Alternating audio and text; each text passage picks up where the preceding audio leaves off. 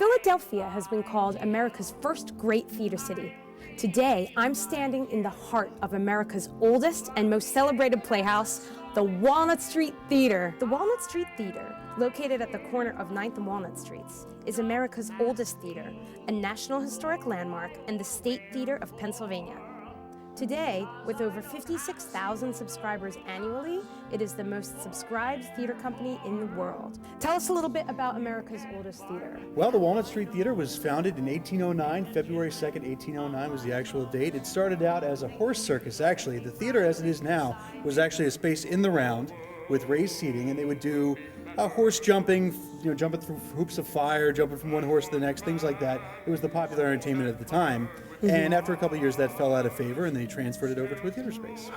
So when the Walnut made the jump from horse show to theater, what kinds of work were they doing back then? They did a lot of British theater back in the day because that was the most popular type. Richard Brinsley Sheridan's show called The Rivals, which was the first one to premiere here in 1812. Who is the most early star? The earliest star here at the Walnut would be Edwin Forrest. Edwin Forrest was possibly the most popular actor in the 19th century, and he was also a native Philadelphian. After that, you had a number of actors before him. Junius Brutus Booth, who was the father of the famous Booth clan, involving Edwin Booth, John Wilkes Booth. After that came the Barrymores and the Drew family. The most famous ones in that family are Lionel, Jack, and Ethel Barrymore. So you had a ton of stars before they were famous come through the Walnut.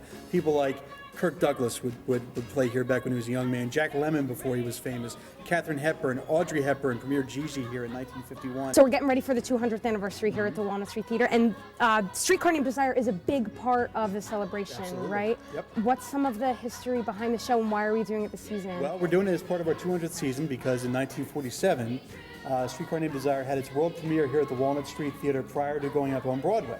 And in the cast, in that original cast, was Jessica Tandy as Blanche Dubois, and a then unknown Marlon Brando, who was starring as Stanley Kowalski. And after the show played here for 4 weeks, it went up to New York and became a hit, ran for years. Jessica Tandy won a Tony Award for it, and Marlon Brando, well, we all know what happened to Marlon Brando. In 1982, under the direction of Bernard Havard, the Walnut became a not-for-profit producing theater company. How is the Walnut continuing to leave a legacy today?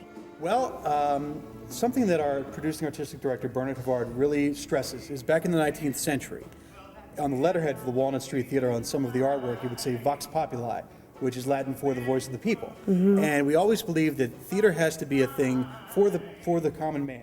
Another thing that really excites me about the Walnut is your commitment to working with Philadelphia artists. Absolutely. Right? That's like a big part of your mission, It's a huge thing. Yeah, we try to cast here in Philadelphia first. I'd say about 60 to 70% of any of our casts are all Philadelphia actors. And then a lot of people that we bring in from New York have local roots. Any given day in the year, there's a great possibility that there's going to be theater here. Yeah, we have about 350 shows a year here at the Walnut. So any night of the week, you have a good chance of coming by the Walnut Street Theater and being able to see a piece of theater.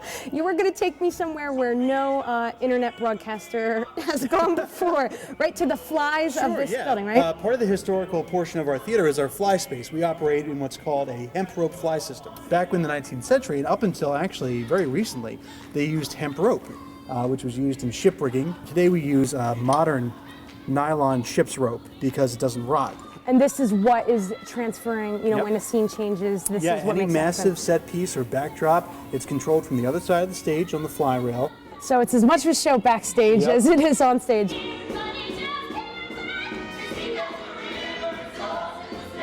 A lot of things that people don't notice is that a lot of the costumes, props, sets, everything we use in our shows is built right here in Philadelphia by artists that live here in Philly.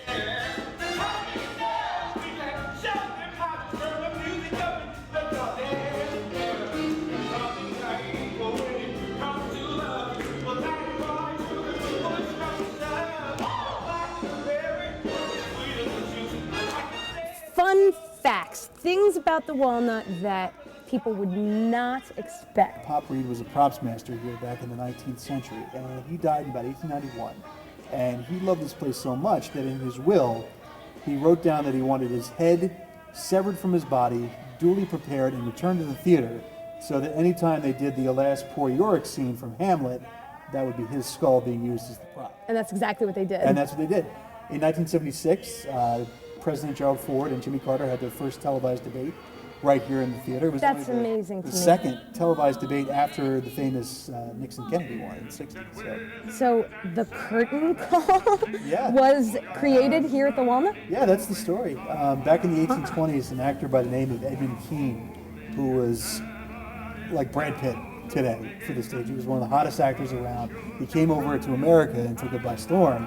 And here at the Walnut, they were doing Hamlet, I think it was. And after the show, the crowds loved it so much, they just kept cheering and cheering and cheering. So he came out and took a bow. And that kind of took off, so he kept doing it every night. And we have records of the theater manager at the time writing that he couldn't believe that this actor would be so presumptuous as to go out and take a bow. It completely ruins the illusion, like, you know, that this Danish prince would come out after he's dead and take a bow. But that was the first recorded instance of the curtain call. It happened right here at the Walnut. Wow, and now there's not a production It alive would that be weird wouldn't if be. there wasn't a curtain call. Wow, and it all started here.